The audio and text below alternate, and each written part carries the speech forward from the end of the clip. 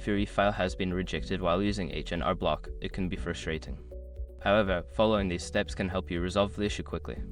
Step 1. Review the rejection message. Check the specific reason for the rejection in the message provided by H&R Block. This will give you insight into what needs to be corrected. Step 2. Correct personal information. Ensure that all personal information, such as your name, social security number, and address, matches exactly with the information on your tax documents. Any discrepancies can lead to rejection. Step 3. Check for errors in income reporting. Verify that all income sources are reported accurately. Double-check your W-2s, 1099s, and any other income statements for errors or omissions. Step 4. Update filing status. Make sure that your filing status is correct.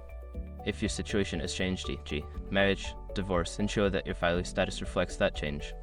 Step 5. Resubmit your return. After making the necessary corrections, resubmit your e-file through H&R Block. Monitor for any further rejection messages and address them as needed. If you follow these steps, you should be able to resolve the e-file rejected errors and successfully submit your tax return. Good luck!